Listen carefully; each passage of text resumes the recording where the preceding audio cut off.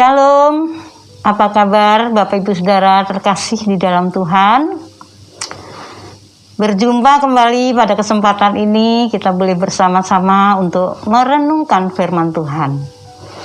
Namun sebelumnya mari kita bersama-sama kita berdoa supaya Tuhan memberkati dan mengurapi hamba-Nya dalam pemberitaan firman Tuhan pada kesempatan ini.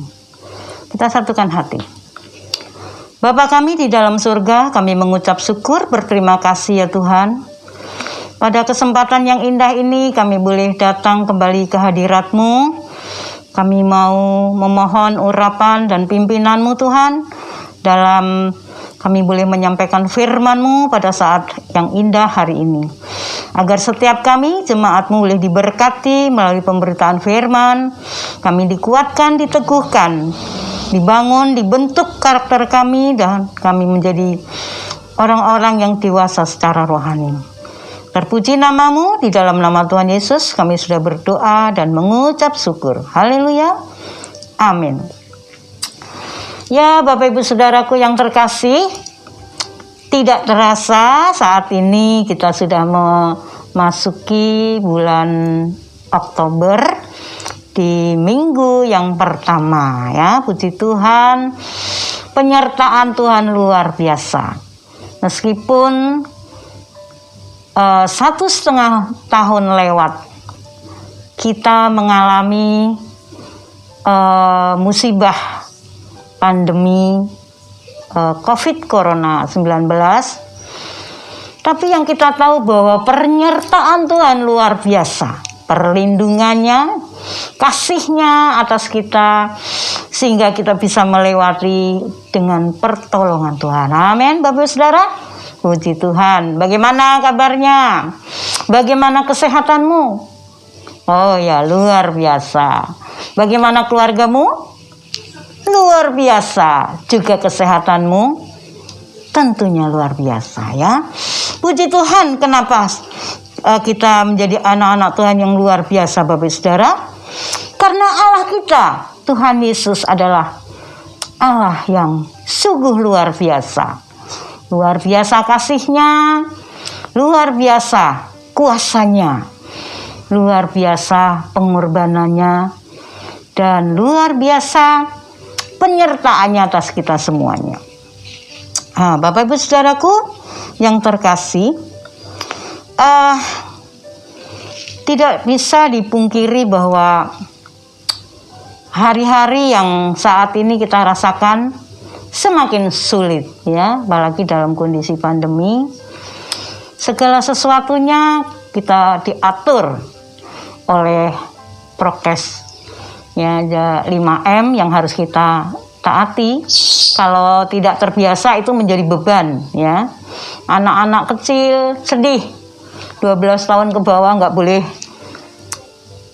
masuk ke mall. Sampai ada yang berdoa, kapan musibah ini berlalu sehingga kami bisa lagi kembali ke mall, boleh main dan sebagainya.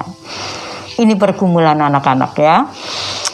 Kita bersyukur Bapak Saudara, Tuhan yang kita sembah adalah Allah yang peduli, Allah yang mengerti segala persoalan hidup kita. Ya, jadi tidak perlu kita khawatir atau takut menghadapi situasi semacam ini. Ya, karena kita punya Allah Immanuel, Allah yang menyertai, Allah Jehovah Jireh, Allah yang mencukupi segala keperluan kita. Amin. Puji Tuhan. Firman Tuhan pada saat hari ini akan saya berikan tema tentang murah hati. Bacaannya di dalam Matius 5 ayat 7. Mari kita simak sama-sama Matius 5 ayat 7. Berbahagialah orang yang murah hatinya, karena mereka akan beroleh kemurahan. Jadi Bapak Ibu Saudaraku yang terkasih, firman Tuhan ini merupakan ucapan bahagia yang disampaikan oleh Tuhan Yesus waktu itu. Ya, di bukit Tuhan katakan itu, berbahagialah orang yang murah hatinya, karena mereka akan memperoleh kemurahan. Murah hati adalah hasil dari pekerjaan Roh Kudus, Bapak Saudara, atau merupakan buah roh.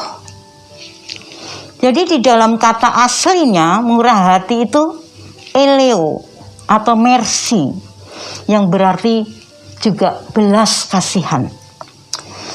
Belas kasihan lebih daripada simpati dan pelaksanaannya harus ada tindakan yang konkret.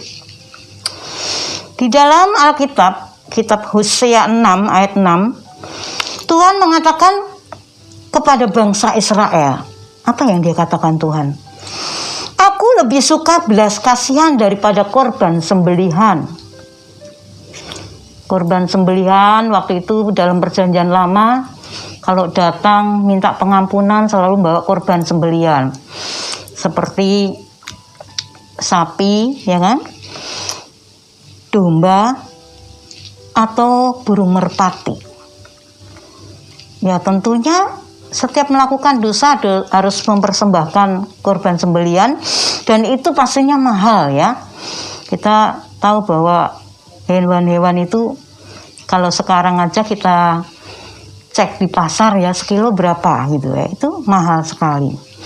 Tetapi dikatakan dalam ayat ini, ya kan, belas kasihan itu lebih mahal harganya ketimbang korban sembelihan. Jadi Tuhan lebih menghargai orang-orang yang memiliki belas kasihan di dalam kehidupannya sehari-hari. Ya, apa artinya kita bisa mempersembahkan korban seperti itu tadi, tetapi ngelihat tetangganya dalam kesusahan, dalam penderitaan, tidak memiliki belas kasihan, sedang dalam kesulitan, bukan membantu menolong yang kesulitan, tapi mementingkan korbannya dulu, sembelihan dulu. Nah, Tuhan lebih menginginkan kita harus melakukan atau memiliki belas kasihan. Hal tentang murah hati, Bapak Ibu Saudara, kita bisa belajar tentang orang Samaria yang menunjukkan belas kasihan. Nanti Bapak Ibu Saudara bisa membaca di dalam Lukas 10 ayat 25 sampai 37. Di situ kita melihat bagaimana orang Samaria ini yang sedang melakukan perjalanan, dia memiliki belas kasihan kepada seorang yang habis dirampok, yang terluka, tergeletak, dan pastinya menderita. Ya, kalau dia tidak punya belas kasihan, dia akan lewati saja, dia tinggalkan seperti contoh yang lainnya. Nah, pada perumpamaan ini, bangsa Yahudi itu memusuhi orang Samaria. Bukan orang Samaria memusuhi orang Yahudi, tetapi apa kenyataannya, Bapak Saudara? Orang Samaria ini menolong, sekalipun itu adalah musuhnya. Ya, dia balur lukanya, dibersihkan, dibalut, dan dia bawa ke penginapan. Dia kasih uang kepada orang yang pemilik penginapan itu untuk menggunakan uang itu buat keperluannya seorang yang teraniaya ini tadi. Dan bahkan dia akan bilang, dia bilang kalau dia kembali, dia akan datang ke situ dan akan membayar jika ada kekurangannya. Ini luar biasa, Bapak Saudara. Kenapa dia bisa lakukan itu? Karena dia memiliki belas kasihan. Ada kemurahan hati di dalam hatinya. Contoh lain adalah Miriam, saudara dari Musa. Dia sakit kusta akibat dosa. Dia menolak kepemimpinan daripada saudaranya Musa. Tapi Musa tidak sakit hati. Ya, tidak kecewa, tidak marah, tetapi malah berdoa meminta kesembuhan buat saudara perempuannya Miriam kepada Allah, dan Allah menyembuhkannya. Abraham juga demikian. Abraham bermurah hati kepada saudaranya, keponakannya, yaitu Lot. Ketika waktu itu Lot sedang ada persoalan di kota Sodom. Abraham membebaskannya. Meskipun Lot ini, saudara ini sering bersikap kurang baik terhadap pamannya, Bapak Saudara. Jadi resiko dari kemurahan hati itu adalah pengorbanan. Orang Samaria tadi berkorban kepada orang Yahudi. Korbannya apa? Ya waktunya. Harusnya segera sampai ke tujuan.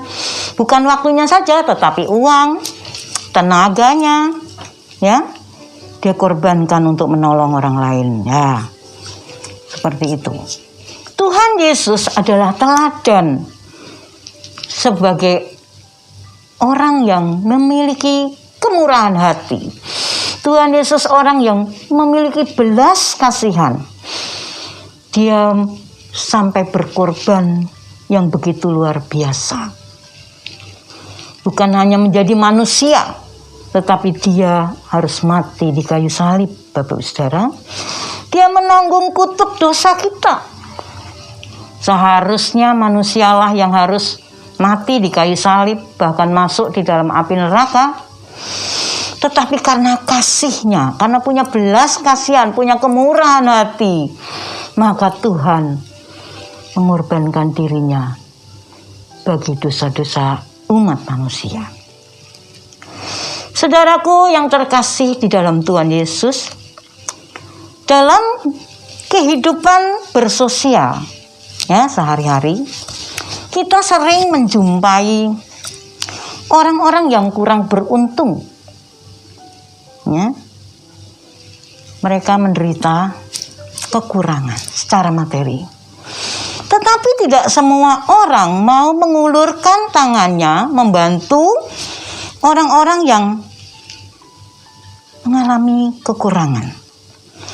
Alkitab mengajarkan kepada kita untuk bermurah hati kepada semua orang. Allah Bapa kita adalah Allah yang murah hati. Dan dia sudah merelakan dirinya di kayu salib untuk menebus dosa kita. Bapak Ibu saudaraku yang terkasih, apa saja hal yang perlu kita ketahui dengan murah hati? Yang pertama, bermurah hati itu berguna bagi diri sendiri karena akan menuai kemurahan hati dari Tuhan. Seperti yang kita baca di dalam Matius 5 ayat 7. Ya, tadi bahwa yang bermurah hati akan memperoleh kemurahan. Dari siapa? Dari Tuhan Yesus. Ya. Tabur tuai selalu berlaku dalam kehidupan kita. Yang menabur kemurahan akan menuai kemurahan. Menabur firman Tuhan akan menuai jiwa-jiwa. Menabur kebaikan, menuai kebaikan. Sekarang pilihannya tinggal kepada kita. Apa yang mau kita tabur saat ini? Ya, saat ini Tuhan mau kita menabur kemurahan hati. Hal lain yang perlu kita ketahui tentang murah hati, Bapak Saudara, murah hati itu adalah bagian dari kasih agape. Ya, dalam 1 Korintus 13 ayat 4 dikatakan bahwa kasih itu sabar, kasih itu murah hati. Ia tidak cemburu dan tidak memegahkan diri dan tidak sombong. Luar biasa ya Bapak Ibu Saudara. Murah hati adalah bagian dari kasih agape, yaitu kasih Tuhan sendiri yang diajarkan kepada kita. Yang ketiga, apa saja yang perlu kita ketahui tentang kemurahan hati, yaitu kemurahan adalah buah roh. Tanda hidupnya dipimpin oleh Roh Kudus. Di dalam Galatia 5 ayat 22, di sana dikatakan buah roh ialah kasih, sukacita, damai sejahtera, kesabaran, kemurahan, kebaikan, kesetiaan dan kelemah lembutan, serta penguasaan diri. Jadi kemurahan itu ada di dalam 9 buah roh yang ada di dalam Galatia 22 ayat 23, Galatia 5 ayat 22 sampai 23 itu Bapak Saudara merupakan salah satu di antaranya. Jadi mari kita periksa diri kita. Sudahkah kita memiliki kemurahan hati? Anda mungkin bisa punya penguasaan diri. Mungkin bisa setia, ya. Atau punya kebaikan.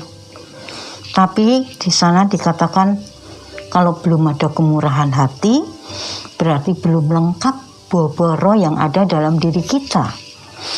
Karena itu perlunya kita meminta kepada Tuhan saat ini. Jika mungkin kita belum ada kemurahan hati di dalam diri kita, ya, kita saat ini menyadari Tuhan, aku membutuhkan kemurahan itu di dalam hidup saya. Hanya orang yang hidupnya dipimpin Roh Kudus yang selalu bisa memiliki kemurahan hati. Sekarang siapa yang memimpin hidup kita? Roh Kudus atau roh yang lain? Roh yang bukan dari Tuhan. Kalau kita dipimpin oleh kedagingan kita, tentunya jauh dari sikap kemurahan hati. Ya, yang ada mungkin kita egois, tidak peduli, masa bodoh kepada orang lain, kepada keluarga sendiri, dan sebagainya. Belas kasihan itu adalah bagian dari kasih, dan murah hati sangat berguna bagi hidup anak-anak Tuhan. Apa gunanya kita bermurah hati, berbelas kasihan Bapak Saudara? Ya antara lain kita memiutangi Tuhan. Ya, kita memberikan hutang kepada Tuhan. Tuhan punya segalanya. Kita berbuat murah hati kepada orang lain sama aja kita memiutangi Tuhan. Dan Tuhan yang punya sumber segala sesuatu itu pasti akan mengembalikan, ya, membalas kepada kita dari apa yang sudah kita lakukan kepada orang lain, melebihi apa yang kita sudah korbankan, yang kita sudah lakukan. Jadi jangan khawatir. Banyak orang yang merasa khawatir kalau aku berkorban kepada saudara, memberi kepada orang lain, berkorban kepada pekerjaan Tuhan, kepada gereja, nanti aku menjadi miskin. Ini hartaku, uangku kukumpulkan dengan jerih lelah, bekerja keras. Ya, takut miskin kalau dia memberi. Ya, firman Tuhan katakan bahwa setiap yang memberi akan diberi, yang menabur akan menuai. Mari saat ini, Bapak Saudara, di masa pandemi, di mana orang-orang mengalami kesulitan, Anda semua, Bapak Saudara, yang diberikan harta, kekayaan, dan berkat lebih, mari kita lakukan kepedulian itu kepada orang lain. Itu artinya kita bermurah hati. Saya percaya anak-anak Tuhan yang memiliki buah roh di dalam hidupnya adalah orang-orang yang selalu berbuat kemurahan hati. Bapak-Ibu Saudaraku yang terkasih, di dalam Amsal 19 ayat 17 di sana dikatakan, siapa yang menaruh belas kasihan kepada orang yang lemah memiutangi Tuhan, yang akan membalaskan perbuatannya itu. Jadi Tuhan lebih berkenan kepada anak-anak Tuhan yang berbelas kasihan daripada memberi persembahan. Ya, dalam Matius 9 ayat 13. Namun bukan berarti kita nggak perlu memberi persembahan, ya. Memberi persembahan untuk pekerjaan Tuhan, membayar perpuluhan, bukan berarti itu. Tapi setiap orang yang memiliki kasih agape tadi, pasti tidak bisa tahan untuk tidak melakukan hal-hal yang baik, untuk memberi dan untuk bermurah hati. Jadi Bapak Saudaraku yang terkasih,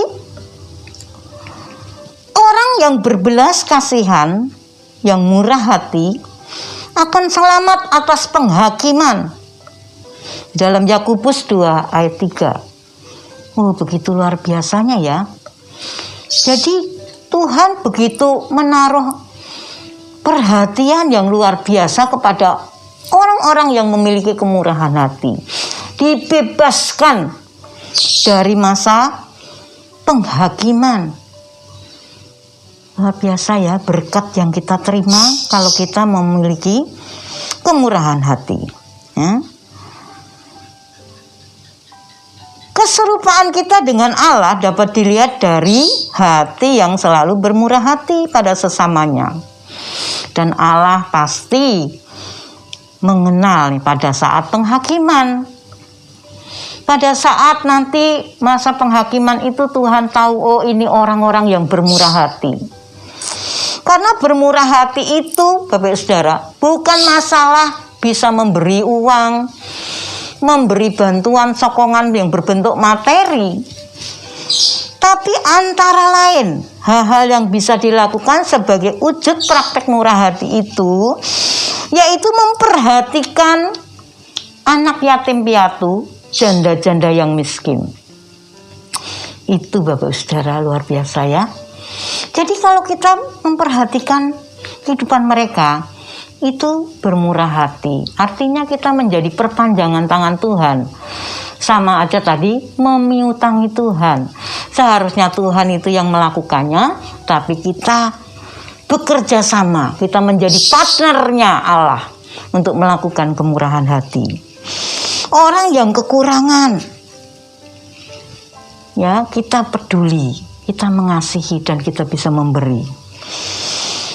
Salah satu contoh Bapak Saudara yang bisa saya boleh sampaikan, ada seorang pendeta, ya dia tinggal di sekitar kita sini ya, daerah Pamulang. Dia itu memiliki hati yang murah, sehingga dia nggak bisa kalau nggak melakukan hal-hal membantu orang lain. Contohnya pada malam hari, istri daripada pendeta ini sudah mengolah masakan, nasi dengan lauk, kadang-kali nasi goreng dibungkusin. Kalau sudah dapat 2-3 kardus, dia pergi keliling ke bawah-bawah kolong jembatan, ke tempat ruko-ruko yang kosong di mana terdapat anak-anak gelandangan yang tidur di situ, yang tidak memiliki tempat tinggal. Dibagi satu-satu setiap hari. Dia lakukan dengan apa berkat yang dia memiliki. Tapi karena dia memiliki hati yang penuh dengan kemurahan, maka berkat itu juga mengalir kepada hamba Tuhan ini. Karena melihat kesetiaannya dia, ketulusannya dalam memberi itu, tanpa tendensi apapun, nggak punya embel-embel supaya dia terkenal atau bagaimana, enggak. Karena di hatinya hanya ada belas kasihan. Akhirnya banyak orang yang memberkati, ngirim beras, indomie, telur. Untuk apa? Supaya Bapak ini tidak mengalami kesulitan, sehingga terus bisa berbagi kepada orang-orang yang kekurangan. Nah, kemurahan hati yang lain Bapak Saudara apa? Yaitu pengampunan, ya, seperti doa yang Tuhan ajarkan, ya, kita mengampuni orang lain seperti Tuhan sudah mengampuni kita, dan kita tidak akan mendapat pengampunan dari Tuhan jika kita tidak mau mengampuni. Berapa banyak orang yang menyimpan kepahitan, dendam, sakit hati kepada teman-temannya, ya, saudara sendiri, mungkin saudara kandung, kepada orang tua kepada anak, anak kepada mertua, mertua kepada mantu, ya, teman sekerja dalam pelayanan, teman di kantor. Terjadi perselisihan, gesekan, sehingga menimbulkan luka hati. Nah, Tuhan mau kita mengampuni supaya kita juga diampuni Tuhan. Bahkan ketika kita mengambil perjamuan kudus, jika ada sesuatu di hati kita menyimpan sesuatu yang tidak baik, kebencian, kemarahan kepada saudara kita yang lain, kita harus tinggalkan dulu perjamuan itu, kita meminta maaf, ya, kita bereskan dulu, kita selesaikan, baru kita ambil perjamuan kudus. Seperti itu Bapak Saudara. Orang yang tidak bermurah hati itu akan sulit mau mengampuni orang lain, sulit mengasihi, sulit berkorban. Yang ada adalah pelit, egois, dan tak peduli kepada siapapun, ya. Dia berpikir hanya bagaimana saya cukup, ya, saya bahagia, bagaimana saya bisa tenang, tidak berpikir orang lain, ya. Nah, bagaimana supaya kita bisa memiliki murah hati, Bapak Saudara? Kita harus intim, melekat kepada Tuhan. Tuhan yang diumpamakan sebagai pokok anggur, kita sebagai carang-carangnya.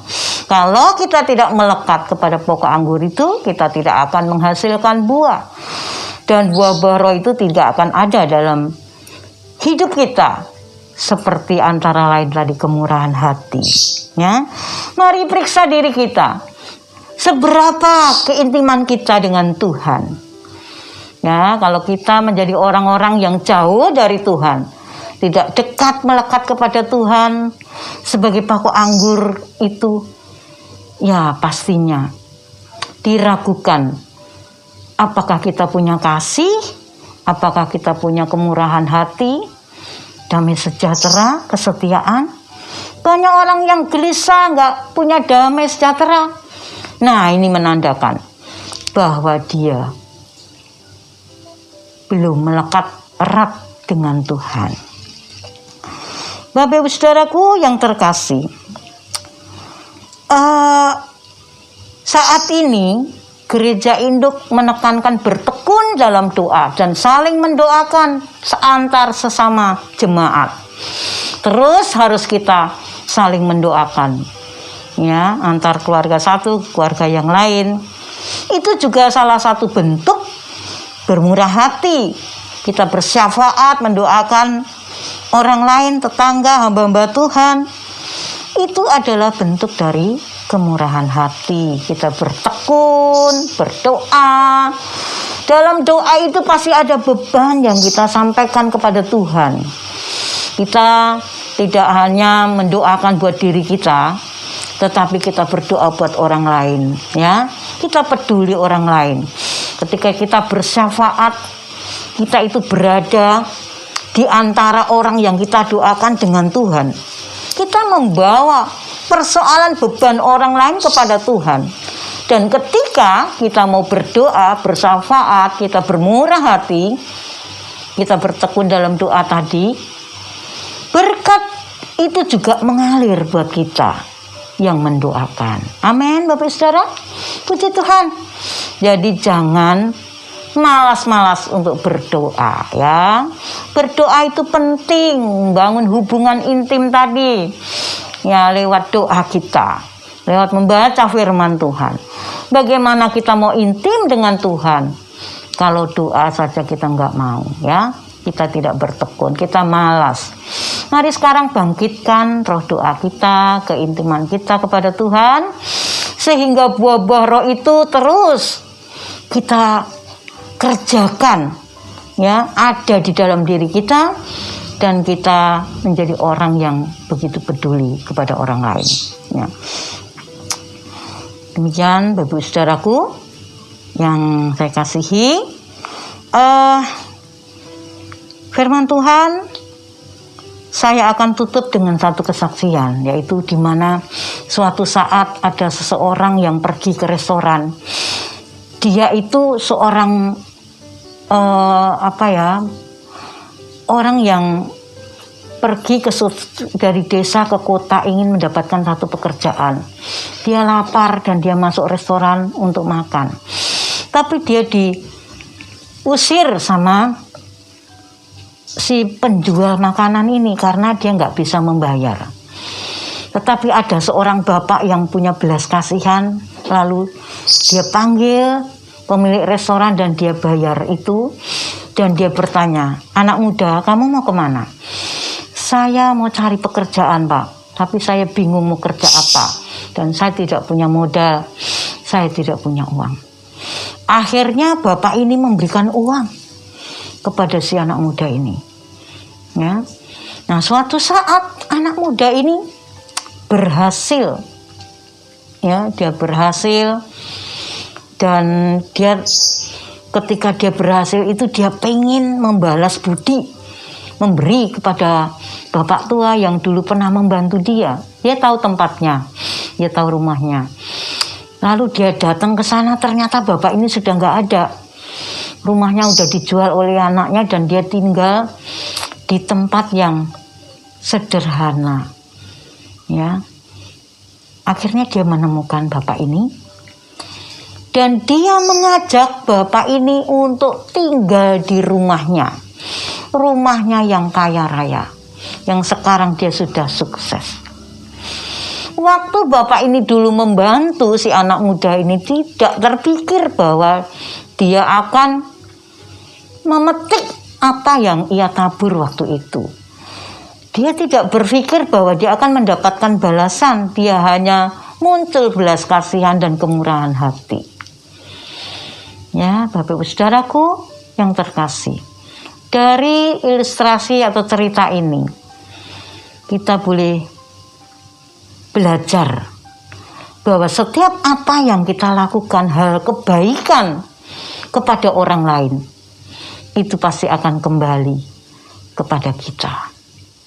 Amin. Untuk firman Tuhan, mari kita lakukan, kita kerjakan, kita menjadi orang yang memiliki murah hati kepada orang lain.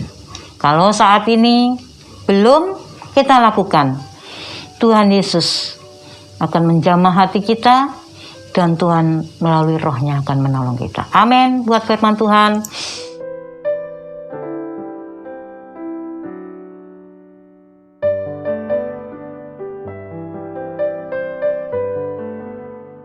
Mari satukan hati, kita akan berdoa.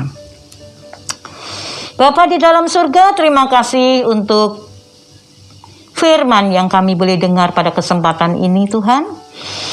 Jadikan kami orang-orang yang murah hati, seperti Engkau ajarkan. Karena kami tahu ini adalah perintah-Mu. Dan kami tidak akan kekurangan sesuatu pun yang baik ketika kami melakukannya. Ya Tuhan, biarlah firman-Mu boleh termeterai di hati kami, dan kami tidak saja menjadi pendengar-pendengar yang setia, tetapi kami menjadi pelaku-pelaku firman-Mu. Terima kasih Tuhan Yesus. Sebentar kami akan melaksanakan perjamuan kudus. Biarlah Tuhan mempersiapkan hidup kami semua agar kami boleh mengikuti dan mengambil bahagian dalam perjamuan ini dengan baik. Kami boleh dipersatukan dengan Tuhan. Kami menjadi orang-orang yang sungguh diberkati. Terima kasih Tuhan, dalam nama Tuhan Yesus kami sudah berdoa dan mengucap syukur. Haleluya. Amin. Bapak Ibu Saudara, mari persiapkan perjamuan pada kesempatan ini. Saya percaya bahwa semuanya sudah mempersiapkan di tempat masing-masing. Mari kita dengarkan firman Tuhan yang diambil dari 1 Korintus 10 ayat 14 sampai 17. Karena itu, saudara-saudaraku yang kekasih, jauhilah penyembahan berhala. Aku berbicara kepadamu sebagai orang-orang yang bijaksana. Pertimbangkanlah sendiri apa yang aku katakan. Bukankah cawan pengucapan syukur yang atasnya kita ucapkan syukur adalah persekutuan dengan darah Kristus? Amin. Bukankah roti yang kita pecah-pecahkan adalah persekutuan dengan tubuh Kristus? Karena roti adalah satu, maka kita sekalipun banyak adalah satu tubuh, karena kita semua mendapat bagian dalam roti yang satu itu. Mari Bapak Saudara, kita angkat roti melampaui kepala kita. Sebab apa yang telah kuteruskan kepadamu telah aku terima dari Tuhan, yaitu bahwa Yesus pada malam waktu ia diserahkan mengambil roti, dan sesudah itu ia mengucap syukur atasnya. Ia memecah-mecahkannya dan berkata, inilah tubuhku yang diserahkan bagi kamu. Perbuatlah ini menjadi peringatan akan aku. Mari kita makan dalam nama Tuhan Yesus.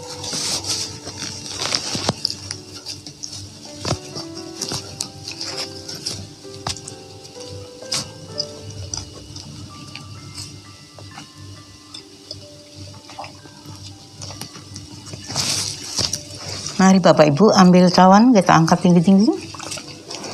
Demikian juga ia mengambil cawan sesudah makan. Lalu ia berkata, cawan ini adalah perjanjian baru yang dimeteraikan oleh darahku. Perbuatlah ini setiap kali kamu meminumnya, menjadi peringatan akan aku. Sebab setiap kali kamu makan roti ini dan minum cawan ini, kamu memberitakan kematian Tuhan sampai ia datang. Mari kita minum dalam nama Tuhan Yesus.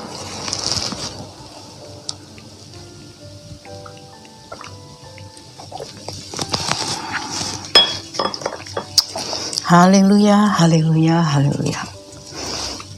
Mari kita berdoa. Terima kasih Tuhan, kalau pada kesempatan ini kami boleh meminum darah-Mu dan memakan tubuh-Mu. Biarlah ini menyatu dalam kehidupan kami. Darah dan tubuh-Mu memberkati kami sehingga kami dikuatkan, dipulihkan, mengalami kesegaran yang baru di dalam Tuhan. Kami yang sakit dalam nama Tuhan Yesus disembuhkan. Yang berbeban berat Tuhan angkat segala beban kami. Terima kasih Tuhan. Di dalam nama Tuhan Yesus kami berdoa dan mengucap syukur. Haleluya. Amin. Bapak Ibu saudaraku yang terkasih, saat ini kita sudah mendengarkan firman Tuhan, sudah mengikuti perjamuan kudus, dan sebelum menutup ibadah pada kesempatan siang hari ini, saya mengingatkan untuk kita tetap jaga prokes dari pemerintah ya, dengan 5M. Jangan lupa, walaupun beritanya bahwa PPKM sudah mulai membaik, sudah masukin level 2 di daerah kita ya. Tetapi bukan berarti kita sewena-wena ya, semaunya. Kita harus tetap menjaga jarak, tetap mencuci tangan, dan menggunakan masker dimanapun berada.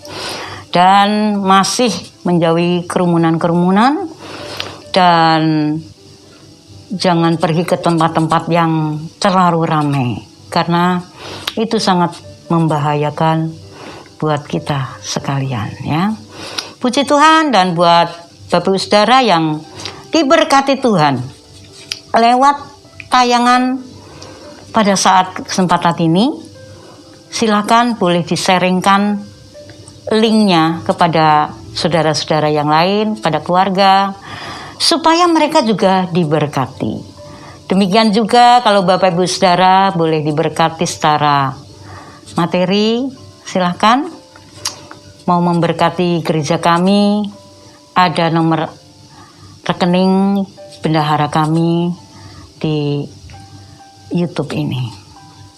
Baik, kita akan akhiri ibadah kita pada kesempatan ini. Mari kita dahkan tangan kita akan berdoa untuk doa berkat. Mari angkat tangan kita. Tuhan memberkati engkau dan melindungi engkau. Tuhan menyinari engkau dengan wajah-Nya dan memberi engkau kasih karunia. Tuhan menghadapkan wajah-Nya kepadamu dan memberi engkau damai sejahtera. Kiranya damai sejahtera dari Allah Bapa yang melampaui akal manusia akan memelihara hati dan pikiran kita. Anugerah cinta kasih dari Tuhan Yesus Kristus melalui persekutuan dengan Roh Kudus akan menyertai langkah hidup kita dari saat ini sampai Tuhan Yesus datang menjemput kita umat pilihannya. Haleluya. Amin. Salam Mazmur ya. Yes, maju terus.